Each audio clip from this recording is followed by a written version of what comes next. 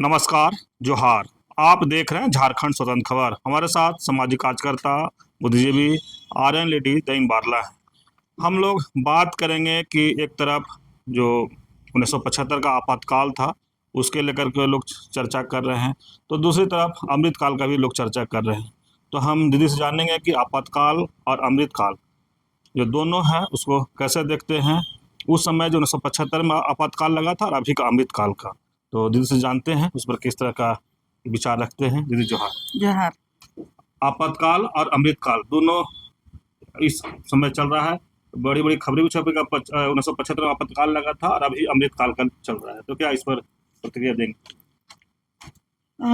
मैं भी अखबार में उसी दिन से देख रही हूँ। ये 25 तारीख को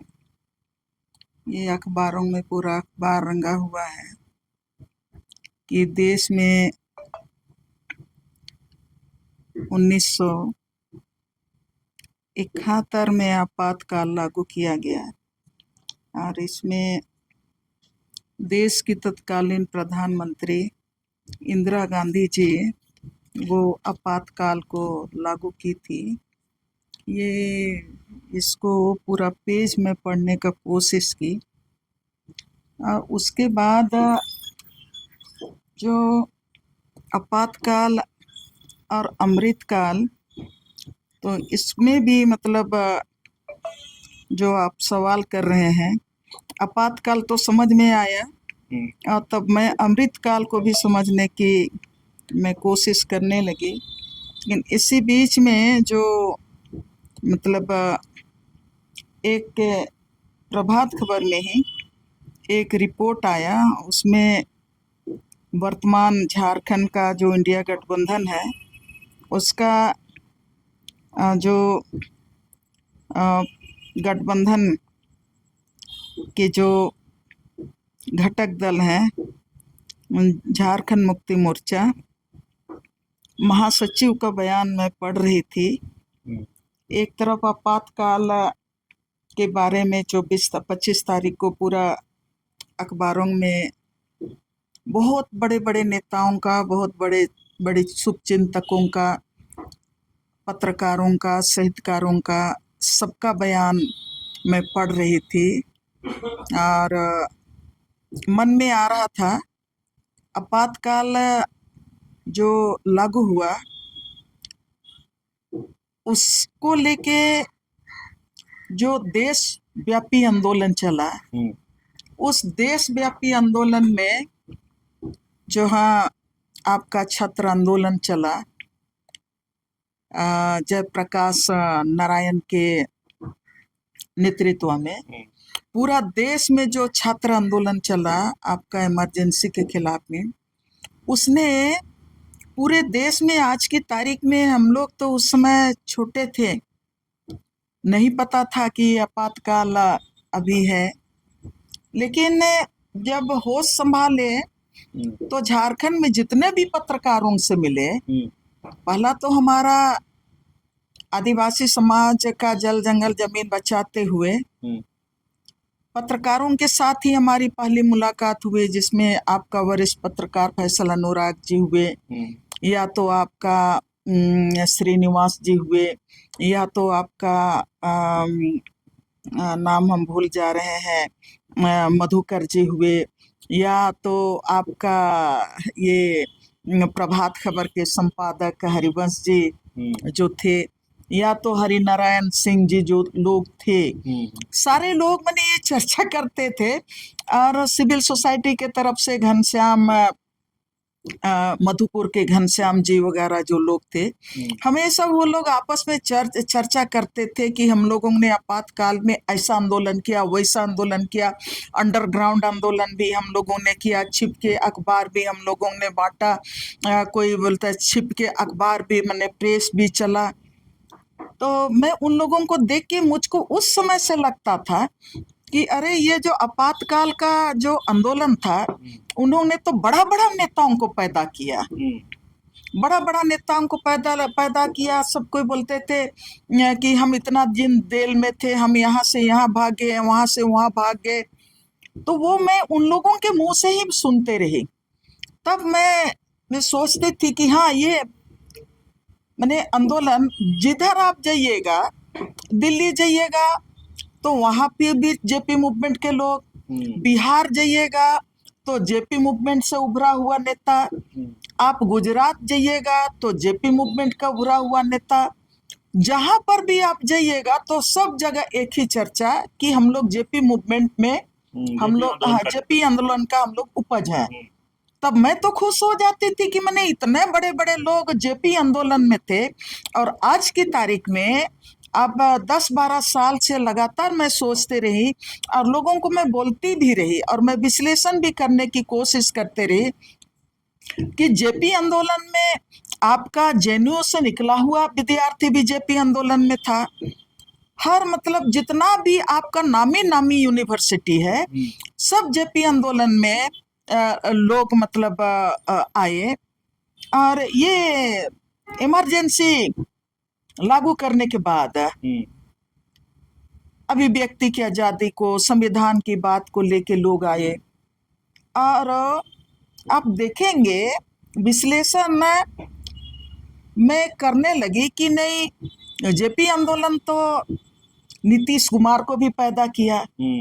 जेपी आंदोलन ही लालू जी को पैदा किया, जेपी आंदोलन ही रामविलास को भी पैदा किया, जेपी आंदोलन ही आपका जो प्रधानमंत्री हैं उनको, उन लोगों को भी पैदा किया, जेपी आंदोलन पूरा गुजरात के नेताओं को जेपी आंदोलन पैदा किया, तमाम पत्रकारों को भी मतलब जेपी आंदोलन ने खड़ा किया। और आज की तारीख में आप देखेंगे तो राज सत्ता वही लोग चला रहे हैं, वही लोग चला रहे हैं। बिहार का राज सत्ता बोलिए, गुजरात का राज सत्ता बोलिए, देश का राज सत्ता बोलिए, आज अखबार में भी वही लोग जो बड़े बड़े पत्रकार उस समय रहे, आज राज्यसभा में भी वही लोग हैं, लोकसभा में भी वही लोग हैं। तब मेरे मन में हमेशा आता है कि, और उसके बाद ये तो मैं देखती हूँ कि इस जेपी आंदोलन ने बहुत सारा नेता खड़ा कर दिया देश में, और आज की तारीख में वही लोग राज सत्ता चला रहे हैं, देश का चौथा स्तंभ को भी उन्हीं लोग चला रहे हैं। तब दूसरे तरफ एक तो आदिवासी समाज में होने के नाते, आदिवासी जब 28 साल से हम लोग दावा करते हैं कि 95 के बाद लगातार हम लोग समाज के लिए लड़े, समाज को समझने का कोशिश किए, देश की राजनीति को समझने का कोशिश किए,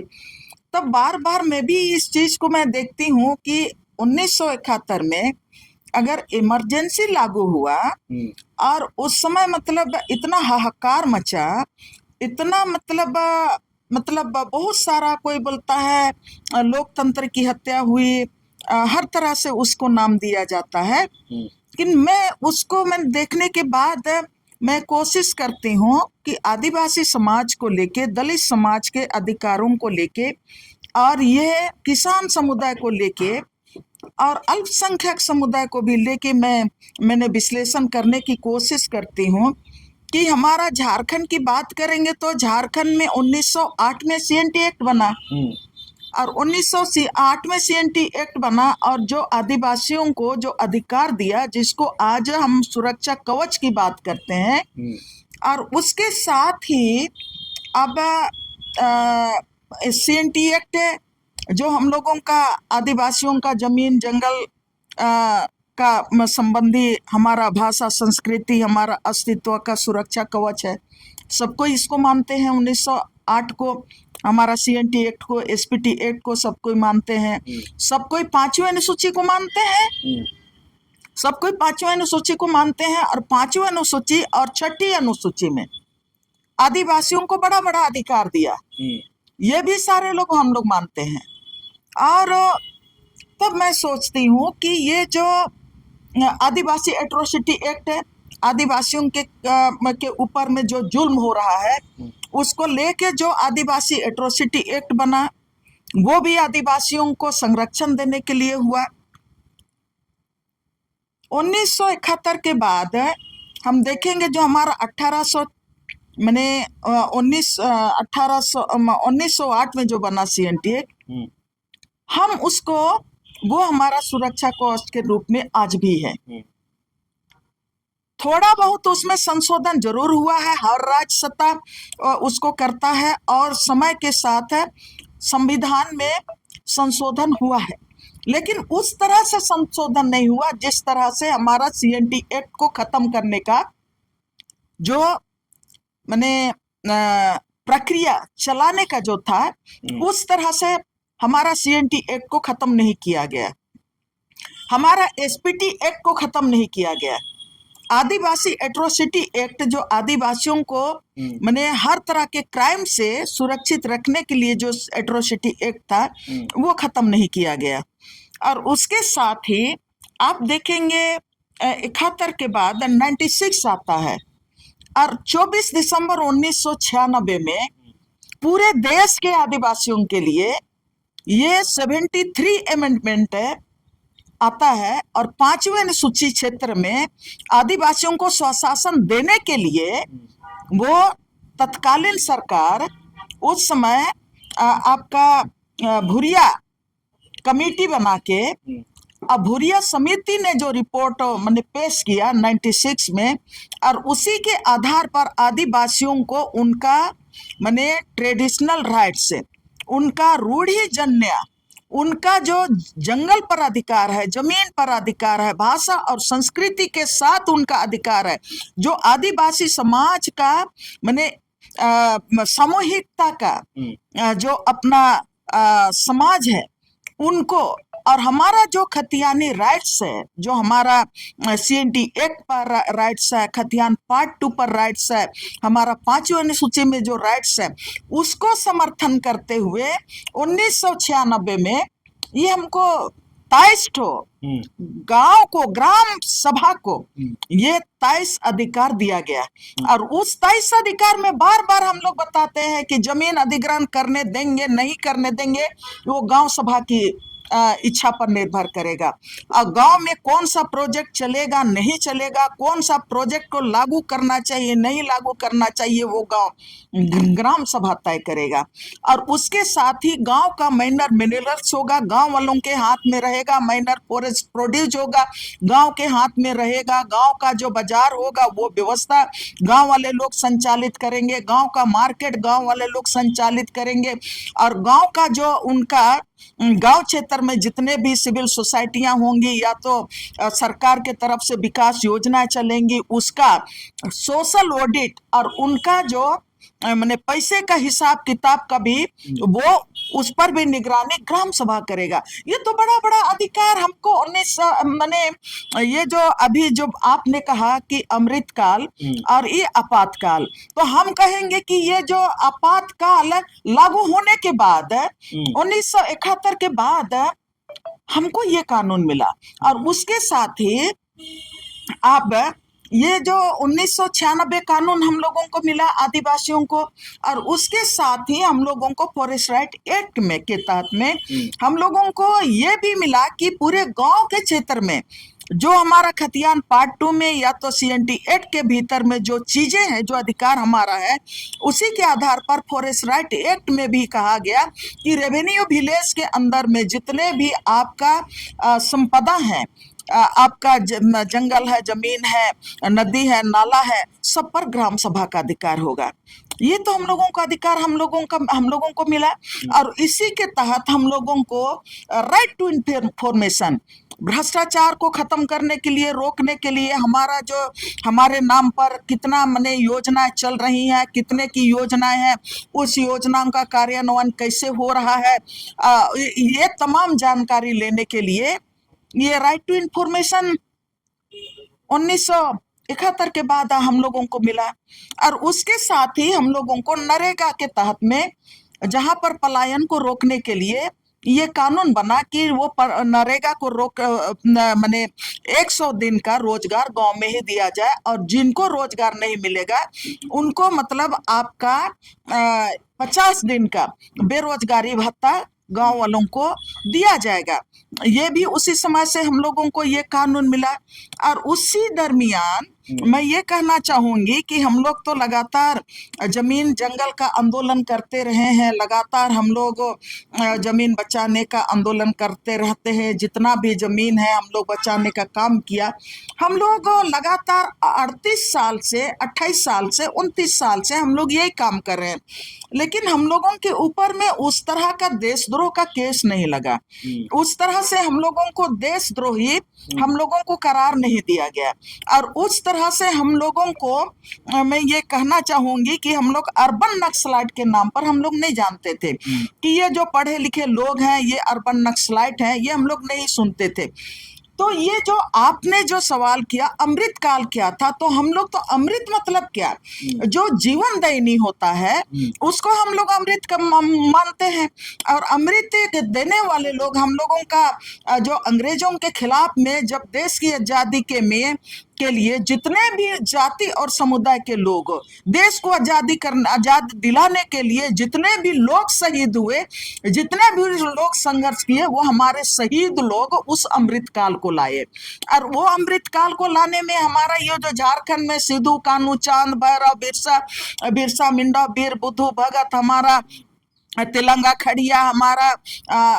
आप जतरा टाना भगत, हम लोगों का ये कोल्हान के सिंदरा मान की बिंद्रा मान की, और ये गया मुंडा कन्हू मुंडा, ये सारे लोग हैं, पोटा हो, सब कोई है। अंग्रेजों के खिलाफ में हमारे भाषा संस्कृति और आदिवासियों के जल जंगल जमीन के लिए लड़ाई लड़ा, वही लोग ना हम लोगों को अमृत जीवन दिए। और उन्हीं लोगों के बहाए हुए खून और उन्हीं लोगों के संघर्ष से हम लोगों का CNT एक्ट बना, SPT एक्ट बना। और जब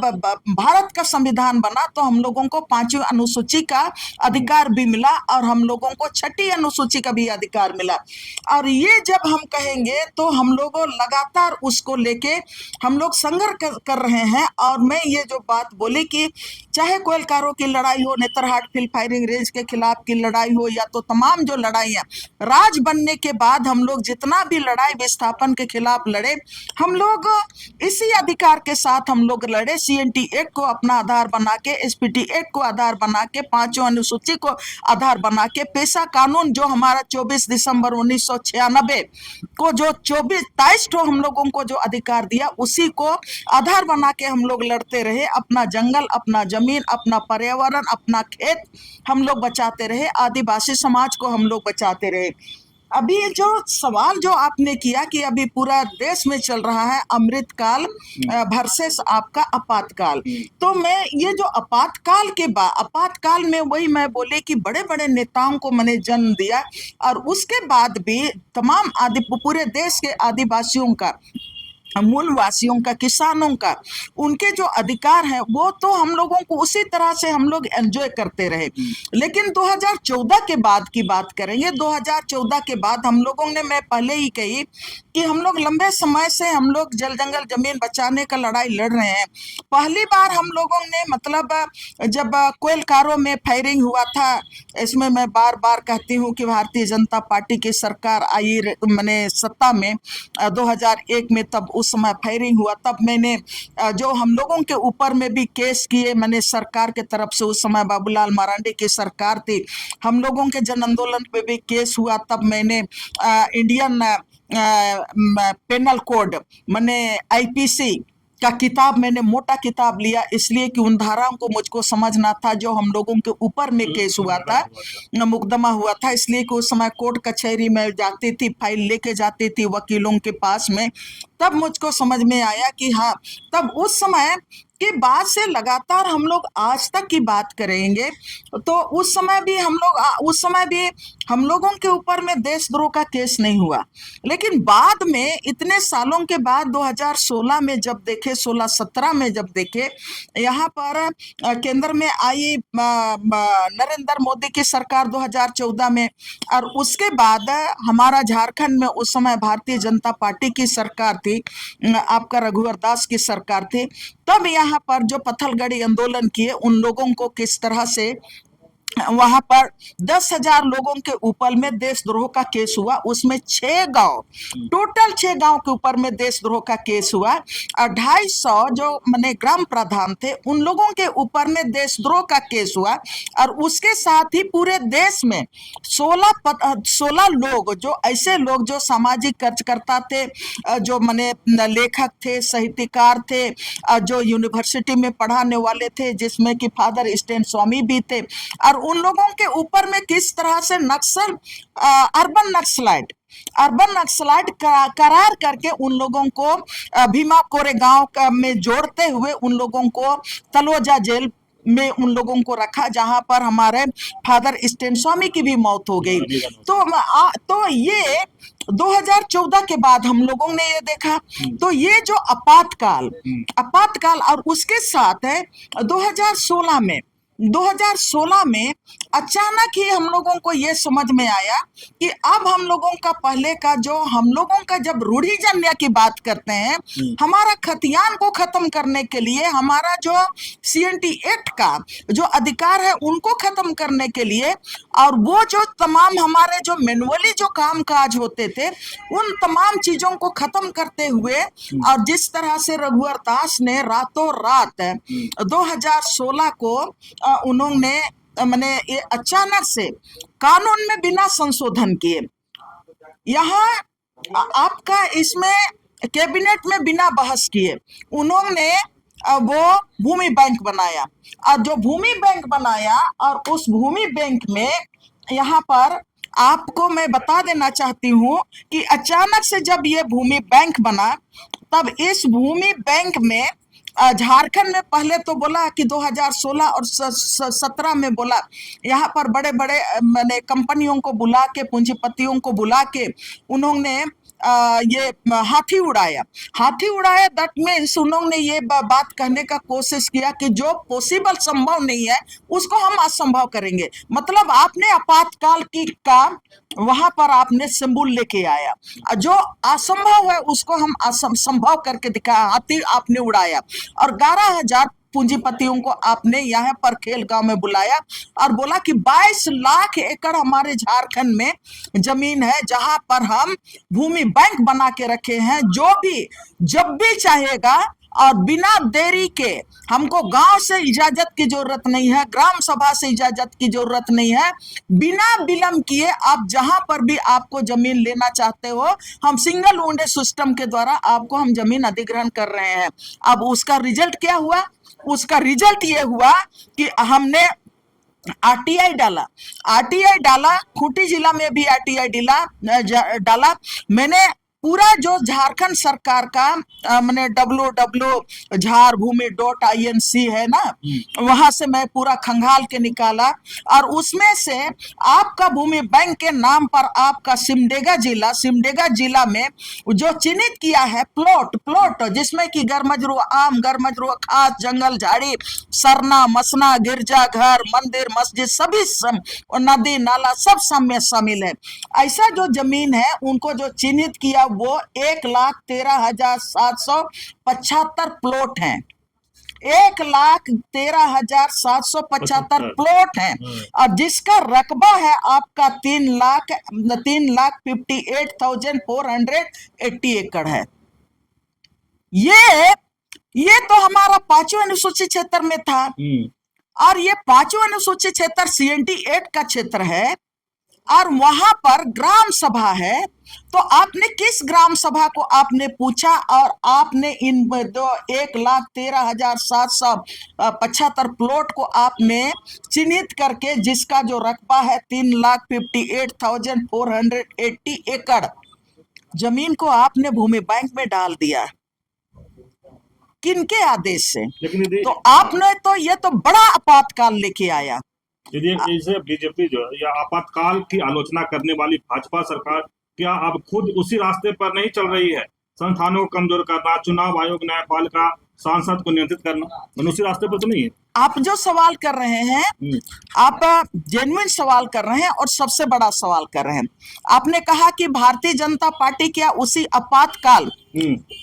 1971 का आपातकाल का महा आपातकाल है को लागू लेके आया है। ये जो भूमि बैंक बनाना, जहां से सरकार ग्राम सभा का अधिकार को वायलेशन करके, CNT एक्ट का अधिकार को खत्म करके, पेशा कानून का अधिकार को खत्म करके आप जो ये भूमि बैंक लाने का काम किया, महा आपातकाल आपने झारखंडियों के ऊपर में ढा दिया। और जो शिक्षा जितने जो आप जो ने जो ये कहा, जो संघीय ढांचा है, संघीय ढांचा आज की तारीख में जमीन के सवाल को लेके या तो बहुत सारे जो मामले हैं उसमें राज्य सरकार उसके लिए जिम्मेवार होता है, लेकिन आप तो राज्य सरकार का जो तमाम जो अधिकार है उनको भी आप छीनने का काम कर रहे हैं। मैं एक चीज मैं कहना चाहती हूँ, इसलिए कि अभी सारे लोग जो इस मामले को लेके, हम लोग आदिवासी लोग भी अब आपस में उलझ गए हैं। अब आपस में उलझ गए हैं कि जो भारतीय जनता पार्टी के समर्थक जो इंडिया गठबंधन के समर्थक के ऊपर हावी हो रहा है, इंडिया गठबंधन के समर्थक भारतीय जनता पार्टी के लोगों के ऊपर में हावी हो रहा है, लेकिन आदिवासियों का वास्तविक अधिकार का क्या हो रहा है, आदिवासियों का वास्तविक जिंदगी का क्या हो रहा है, उनके जमीन का क्या हो रहा है, जंगल का क्या हो रहा है, उस पर हम लोग चिंता नहीं करते हैं। हम लोग अभी कर रहे हैं कि हम लोग एक दूसरे के ऊपर में केवल कीचड़ उछाल रहे हैं। मैं ये बात भूमि बैंक के नाम पर जिस तरह से हमारे यहाँ मैंने ये किताब में लिखी, पूरे झारखंड का कितना कौन कौन प्रखंड का कौन कौन जिला में कितना सरना जमीन, कितना मसना जमीन, कितना देसौली, कितना हड़गड़ी जमीन, कितना अखड़ा, कितना आपका ये देवस्थान, कितना आपका कब्रिस्तान, ये सरहुल सरना, कितना आपका मसना, ये सब कितना कितना आपका ये भूमि बैंक में चला गया। अब इसमें अगर हम कहेंगे तो देखिए कर्रा ब्लॉक में है एक बरांगो गांव है, 10 ठो हड़गड़ी, सरना, मसना, अखड़ा, माने 10 ठो, और उसके साथ 100 में हड़गड़ी और अखड़ा 2 प्लॉट, जीतू टोली में 3 प्लॉट सरना, हड़गड़ी, मसना, सरमबेल में 5 प्लॉट, अखड़ा, कब्रिस्तान, सरना, और उसी तरह से आपका ये क्या बोलते हैं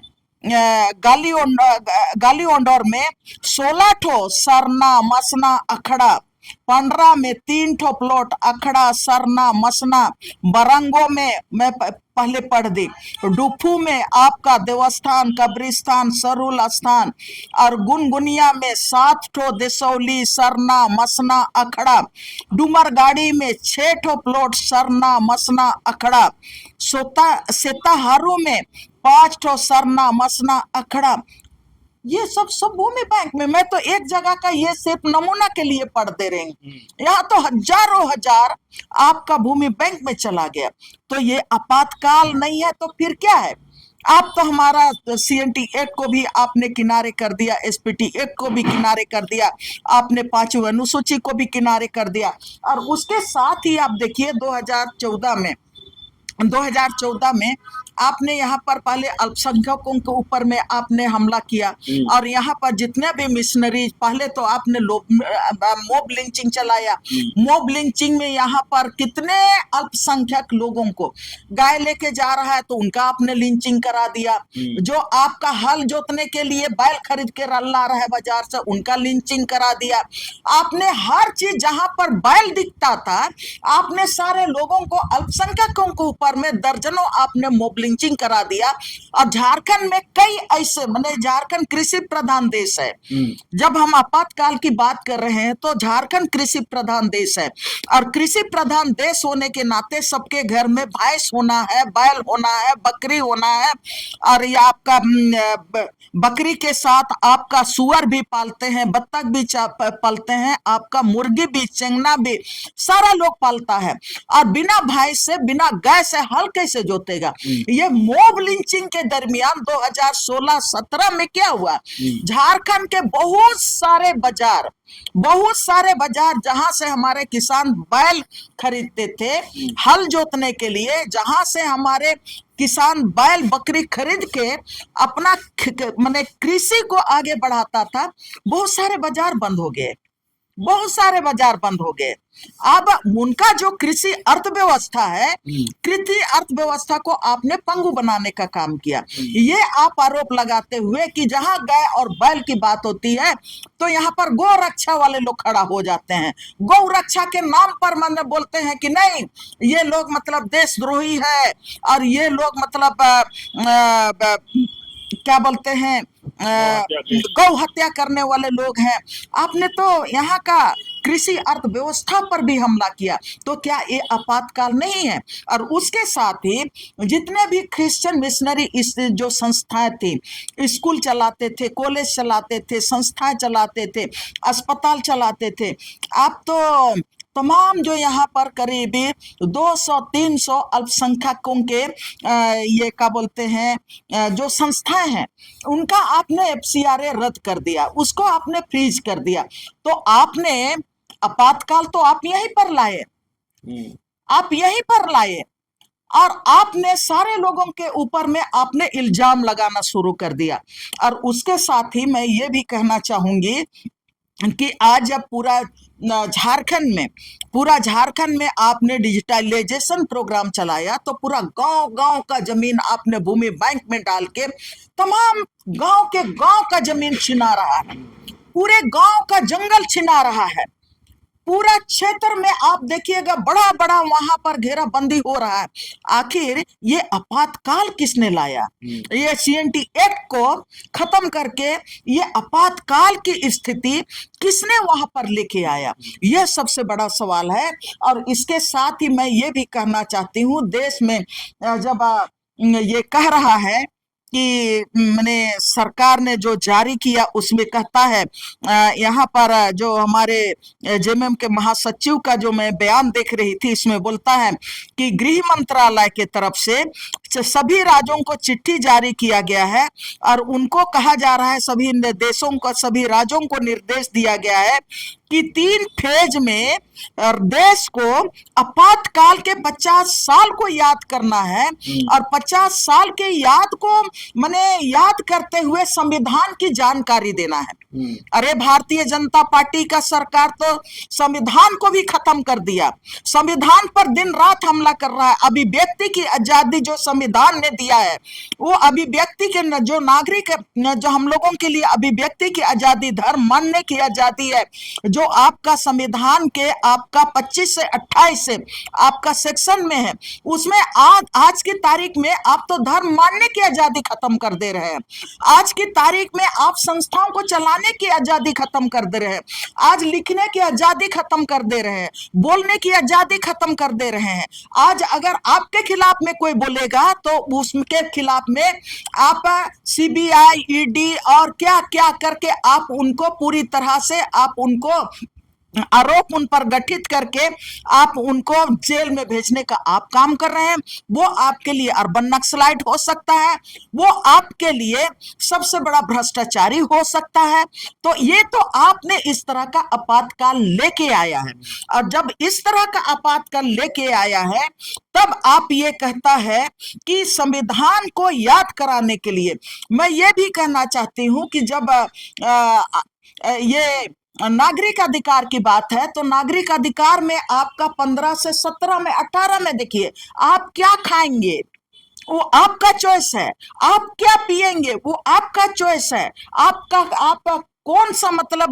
धर्म आस्था को मानेंगे ये आपका चॉइस है। आप तो नागरिक अधिकार को भी खत्म करके आप पूरे देश में आप सिर्फ और सिर्फ हिंदू राष्ट्र बनाने की बात कर रहे हैं। माने आप संविधान के खिलाफ हैं, संविधान को खत्म करना चाहते हैं और आप कहते हैं कि 1975 1971 में ही आपातकाल था और उसी समय संविधान खत्म हो गया। और उसके साथ मैं याद दिलाना चाहती हूं कि 2024 के लोकसभा लोकसभा चुनाव के पहले आखिर आपने किस लिए 400 पार की बात कर रहे थे? आप लोगों को ये देश के माने मतदाताओं से अपील कर रहे थे कि 400 पार का आप हमको माने लोकसभा में आप हमको दीजिए, ताकि हम इस देश में हिंदू राष्ट्र को स्थापित कर सकेंगे और बाकी जो तमाम जो माने धार्मिक संस्थाएं हैं, तमाम जो समुदाय हैं, उनके जो आस्थाएं हैं उनको हम खत्म करेंगे। और इसीलिए आपने यूसीसी भी लाने का कोशिश किया था। बार बार नरेंद्र मोदी और अमित शाह बार बार बोलते रहे कि यूसीसी तो लागू करेंगे, यूसीसी तो लागू करेंगे। तो यूसीसी के कहे पूरे देश में आप वन नेशन वन लॉ के नाम पर आप एक धर्म लागू करना चाहते हैं और उसी के लिए आप यूसीसी लाना चाहते थे। तो क्या यह आपातकाल का हिस्सा नहीं है? यह भी बड़ा आपातकाल था, लेकिन देशवासियों ने आपको जवाब दिया और इसीलिए लोग जानते थे कि हमको हिंदू राष्ट्र नहीं चाहिए। कन्याकुमारी से कश्मीर तक यहाँ पर जितने समुदाय हैं, सबका अपना धर्म है, अपना जाति व्यवस्था है, अपना बोली और भाषा है, अपना संस्कृति है। भारत के संविधान को ने उनको अधिकार दिया है। तो भारत के संविधान के लिए आपको 2014 में 2024 में जो आप संविधान को बदलने के लिए आप 400 पार की मांग की थी, लेकिन देश की जनता ने ये बात को समझ गया और आपको जवाब दिया और बोला कि नहीं, आपको 240 में सिमट के रहना है। आज नीतीश उनका बैसाखी बने हुए हैं, नायडू उनका बैसाखी बने हुए हैं। तो ये आपातकाल पर जो हमला का एक हिस्सा है, ये हिस्टोरिकल एक पार्ट है, उसको भी समझने की जरूरत है। और आप इधर कह रहे हैं कि आप ये बोल रहे हैं कि 3 फेज में 25 जून को आपातकाल का मैंने याद दिलाने के लिए और 25 जून शायद 2025 को और 21 मार्च 2026 को आने वाला मार्च को और 25 जून 2026 को ये कार्यक्रम चलाने के लिए अमृतकाल के बारे में बताना है और इसके में संविधान के बारे बताना है। लेकिन आपने जो करतूत किया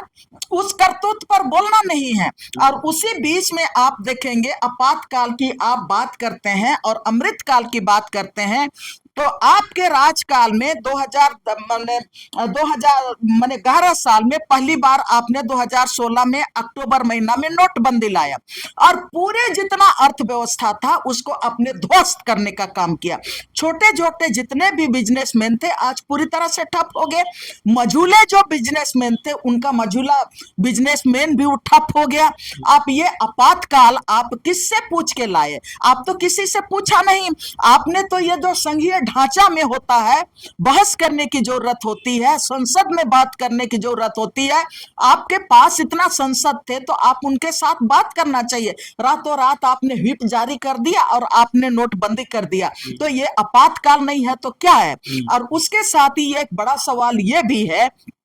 इस 11 साल में इस राज्य में जितना राज्य है उसमें से एक आदिवासी बहुल राज्य मणिपुर भी है। और मणिपुर में 2.5 साल हो रहा है, 2.5 साल से जातीय हिंसा में मणिपुर जल रहा है। आज भी मणिपुर जल रहा है। और आपका भारतीय जनता पार्टी की सरकार वहां पर कल तक थी। कल तक आपका भारतीय जनता पार्टी की सरकार वहां पर आपकी सरकार थी। और आप बताइए वहां पर कौन सा आपातकाल आपने लागू करके रखा था? वहां पर आपका भारत का संविधान का अधिकार कुकी समुदाय के लिए था कि नहीं था? वहां पर कुकी समुदाय के साथ और दूसरे समुदाय और हैं, उनके लिए वो मणिपुर में भारत का संविधान था या नहीं था? यह सबसे बड़ा सवाल है। और आज आप आपातकाल को लेके आप आने वाले समय में अमृतकाल को याद कराने के लिए आप संविधान पर चर्चा करने के लिए, संवैधानिक अधिकारों पर बात रखने के लिए, ये जो यहाँ तो हमारा जो गठबंधन का जो ये है सरकार है जिसमें आपका जेएमएम का महासचिव है, उन्होंने तो कह दिया कि ये सरकार का, केंद्र सरकार का तुगलकी फरमान को हम नहीं मानेंगे, नहीं चलेंगे। मैं इनका समर्थन हम लोग करते हैं। इसलिए करते हैं कि मणिपुर में आपका संविधान नहीं था, 2.5 साल से नहीं है, आपकी सरकार वहां पर थी। आदिवासी के ऊपर में जब मध्य प्रदेश में सीधा पेशाब कांड हुआ तो भी आपका संविधान आदिवासियों के प्रति नहीं था, और वहां पर आपका सरकार था, फिर भी आपको समझ में नहीं आया। और ये तमाम जो सवालें हैं, और आज की तारीख में भी आप जहां पर भी अब किसान इसी देश में है कि देश का किसान अन्नदाता है, और हरियाणा के किसान और पंजाब के किसानों ने कहा कि नहीं, हमको माने एमएसपी आप दीजिए, एमएसपी दीजिए। तब केंद्र सरकार की जिम्मेवारी थी एमएसपी उनको देने का, केंद्र में कानून में लाने का। एमएसपी का मांग को लेके आपका 3 साल से हरियाणा और पंजाब के किसान लाखों की संख्या में आपका बाघा बॉर्डर में, आपका तमाम जितना भी हरियाणा का बॉर्डर और तमाम और भी बॉर्डरें हैं, वहां पर पंजाब का बॉर्डर, सब में वो दिल्ली आने के लिए, वो कुछ करने के लिए कि आप यहाँ पर हमारी बात नहीं सुन रहे तो दिल्ली हमको कुछ करने दीजिए। आपने बड़ा बड़ा कील आपने ठोक दिया, बड़ा बड़ा गड्ढा आपने खोद दिया, और वहां पर 700 किसान वहां पर मर गए। 300 किसान, 3 कृषि बिल जो किसानों के खिलाफ है, जो देश के आदिवासियों के खिलाफ है, जो देश के माने ये किसानों के परंपरागत खेती के खिलाफ था, और उनको माने वापस लेने के लिए ये आंदोलन चला। तब आपने वहां पर 700 किसानों को मरने दिया, 700 किसानों को मरने दिया, लेकिन दिल्ली तक आपने उनको आने नहीं दिया। तब ये कौन सा आपका आपातकाल था, ये तो आपको बताना पड़ेगा। तो इसलिए मैं ये बात मैंने कह रही हूं। अभी तो मैं पहले शुरू की थी कि आपका जो आपातकाल हुआ, आपका जो क्या बोलते हैं, इंदिरा गांधी का 1975 का, तो उस समय में तो इतना सारा नेता पैदा हुए। अभी तो आप बोलने ही नहीं दे रहे हैं, अभी तो आप लड़ने ही नहीं दे रहे हैं, अभी तो हम आपको अपना धर्म मानने की भी आजादी खत्म कर दी है, अपना संस्था चलाने की भी आजादी आपने खत्म कर दी है। ये 11 साल में हम अपना गांव को किस तरह से चलाएंगे वो आजादी भी आपने खत्म कर दिया। और इस देश के किसान जो 140 करोड़ लोगों में से आज अगर सबसे ज्यादा आपका प्रिय है तो अडानी है और अंबानी है, मुकेश अंबानी है। आज की तारीख में सबको को बार बार बोलते हैं कि जब देश का कुछ व्यापार नहीं चल रहा था, देश में आवागमन था, सब कुछ बंद था, तब आपके जो दोनों मित्र हैं वो देश का सबसे अरबपति बन गए। और आपका दूसरे तरफ आपने तो राशन तक भी, मतलब 5 किलो राशन की बात करते हैं, वो तो इसी जिनको पर आप आरोप लगा रहे हैं, कांग्रेस पर आप आरोप लगा रहे हैं। कांग्रेस ने मैंने लेके आया था आपका खाद्य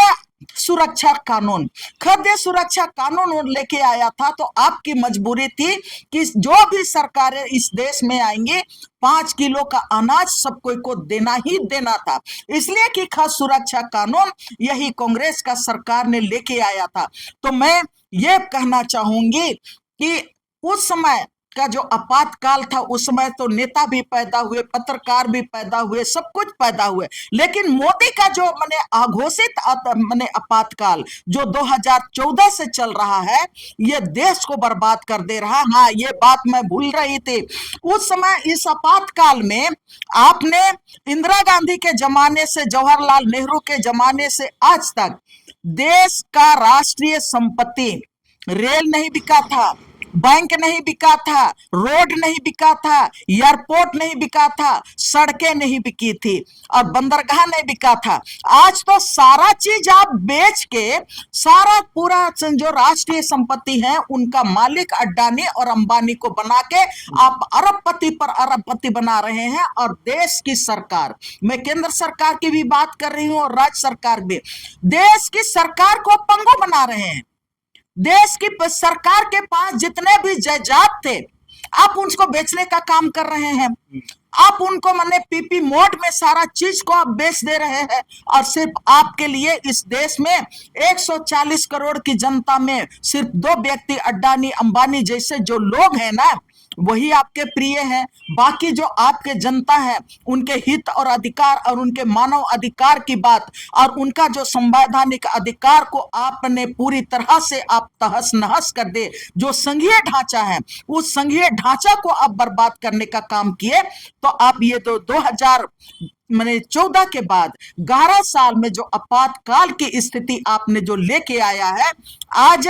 हमारे नौजवान बच्चों को का रोटी भी आपने छीन लिया, देश की संपत्ति भी आपने छीन के आपने पूंजीपतियों के हाथ में, अपने मित्रों के हाथ में दे दिया। तो ये कौन सा ये बात करता है कि अब ये बोलता है कि नहीं, अब ये जो अमृत काल, कौन सा अमृत काल? क्या हम अमृत काल के रूप में मणिपुर की घटना को, जहां पर आदिवासी महिलाओं को, मणिपुर की आदिवासी महिलाओं को नंगा किया गया, मणिपुर की आदिवासियों के साथ उन लोगों को मने नंगा करके घुमाया गया और वहां की महिलाओं के साथ हर तरह का कर्मकांड किया गया, क्या हम यही अमृतकाल है? इसी याद को हम आगे बढ़ेंगे तो मैं ये कहना चाहती हूं कि मोदी सरकार जो अभी भी कह रही है अब वन नेशन वन के लॉ के नाम पर, अब वो बोल रही है कि देखिए किस तरह का संघीय ढांचा को खत्म करता है। अब मैं यहाँ पर अपनी बात खत्म करना चाह रही हूँ, इसलिए कि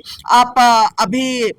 जिस तरह से चुनाव होने वाला है बिहार और कहाँ कहाँ पर, आप बोल रहा है कि मन वोटर, राज का वोटर वही होगा जो अपना पूरा कागजात लेके सरकार के सामने इन तमाम चीजों को पेश कर पाएंगे, अपना सबूत पेश कर पाएंगे, उसी को वोटिंग राइट्स होगा। मतलब आप यूसीसी लागू करने जा रहे हैं,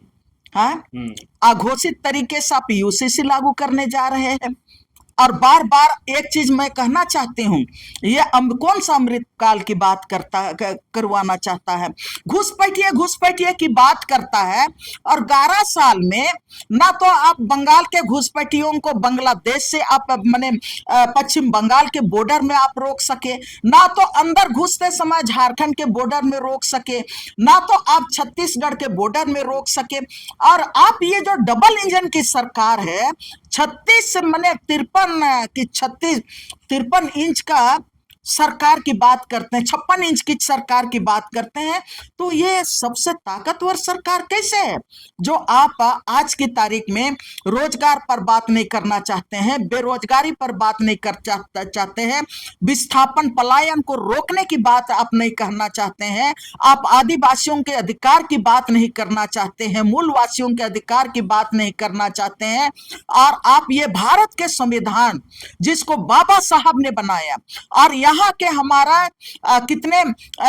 हमारा झारखंड से भी 4 लोगों ने हमारा संविधान सभा में भाग लेके उन्होंने बाबा साहब के साथ काम किया। 11 की 13 महिलाओं ने संविधान सभा में अपना भागीदारी निभाई। आज उस संविधान को की रक्षा की बात नहीं करना चाहते हैं। आज उस संविधान सभा के तहत पूरे भारत का जो संविधान है, बाबा साहब का संविधान की बात है, उसके तहत आप यहाँ पर उनके अधिकारों को बरकरार रखने की बात नहीं करना चाहते हैं। तो आप किस तरह का अमृतकाल चलाना चाहते हैं, ये सबसे बड़ा सवाल है। और इसके साथ ही मैं कहना चाहती हूं, आज की तारीख में जातीय हिंसा धर्म के नाम पर पूरे देश में सबसे ज्यादा जातीय हिंसा धर्म के नाम पर चल रहा है। आखिर क्यों चल रहा है? आपका तो संविधान में तो बाबा साहब का संविधान में तो है, लेकिन आज की तारीख में मजहब के नाम पर, जातीय धर्म के नाम पर आप सब कोई को लड़ाने का काम कर रहे हैं। तो और कहते हैं अमृतकाल। हम उस अमृतकाल की बात करना चाहते हैं जो बाबा साहब ने और हमारे जो झारखंड के लोग ने, हमारे यहाँ से जितने भी लोग थे देश की आजादी में जिन्होंने आहुति दी, और आहुति देने के बाद जो भारत का संविधान बना, और उस संविधान के तहत ही ये देश बचे चलेगा, इसका हम लोग मतलब इस संविधान की बात करते हैं और उस अमृतकाल की बात करते हैं। और उस अमृतकाल के साथ अभी तो ये हम लोगों का देश की आजादी में आज तो 28 तारीख है, 29 तारीख है, हमारे सिद्धू कान्हू अंग्रेजों के खिलाफ भोगनाडीह में लड़े। हम उस अमृतकाल की बात करते हैं। हमारे भोगनाडीह में जो लड़े देश की आजादी के लिए, इस राज्य की आजादी के लिए, राज्य की बेहतरी के लिए, आदिवासियों का जल जंगल जमीन को बचाने के लिए उस अमृतकाल की बात करना चाहते हैं और उस स्वशासी हमारा झारखंड की बात करना चाहते हैं। अभी घड़ियाली आंसू बहा रहा है पेशा कानून लागू करने के लिए अब ये भारतीय जनता पार्टी। और उस समय उन्होंने कभी भी 16 साल तक, 25 साल में 14-15 साल तक भारतीय जनता पार्टी ने इस राज्य में शासन व्यवस्था चलाया। लेकिन 1996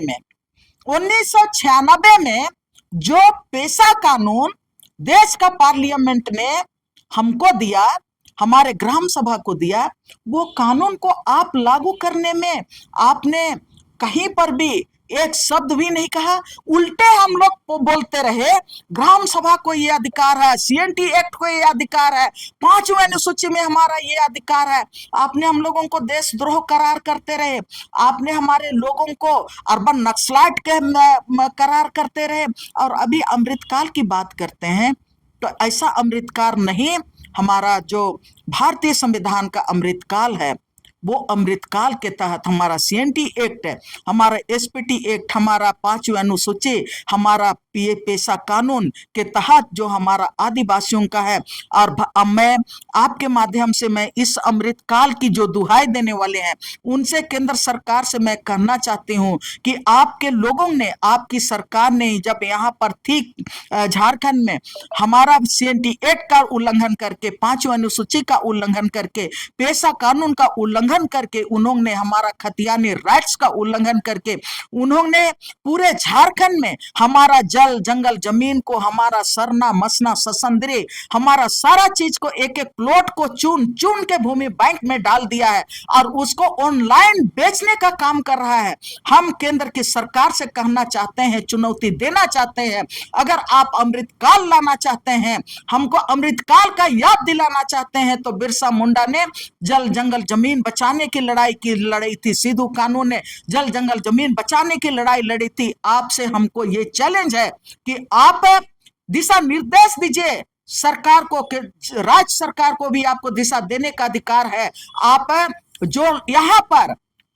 गैर कानूनी तरीके से आपने जो लागू कराया रघुवर दास के द्वारा, जो भूमि बैंक यहाँ पर आपने लागू किए हैं, उसको निरस्त कीजिए। चलिए, अभी आप सुन रहे थे आर्यन लेडी दैन बारला की बात, और हम लोग आपातकाल और अमृतकाल पर बात शुरू किए थे। लेकिन जिस तरह से अमृतकाल और आपातकाल पर ये अपना विश्लेषण किए और दर्शकों को सुनाने की कोशिश किए कि किस तरह से आपातकाल में बताया कि कई नेता पत्रकार जन्मे, लेकिन अमृतकाल को बताया कि जिस तरह से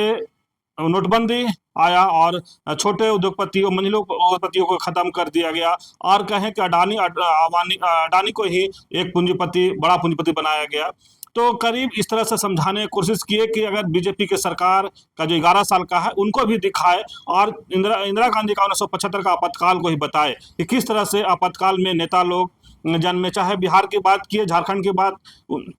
आज के झारखंड की बात भी किए, और कल गुजरात, या तमाम जो राज्य थे जहां से नेता आपातकाल में पैदा लिए, आज वही राज चला रहे हैं। तो कहने का मतलब इतना तक कह दे कि प्रधानमंत्री भी वही आपातकाल का उपजा हुआ नेता है। लेकिन जिस तरह से अमृतकाल की बात कर रहे हैं, तो अमृतकाल के कहें कि एक तरह से पोल खोल के रख दिए कि अमृतकाल में क्या क्या हो रहा है। चाहे CNT एक्ट का उल्लंघन की बात किए, या भूमि बैंक की बात किए, या जिस तरह से आदिवासियों पर लगातार कह रहे हैं कि जो उनका अपना जल जंगल जमीन को छीनने की बात कर रहे हैं, तो मैंने यही कहें कि अमृतकाल का एक तरह से ये पोल खोल के रख दिया, और बीजेपी का जो ही था उसको रखे सबके सामने। तो इस तरह खबर को देखने के लिए आप झारखंड स्वतंत्र खबर जुड़े रहिए। जोहार, नमस्कार।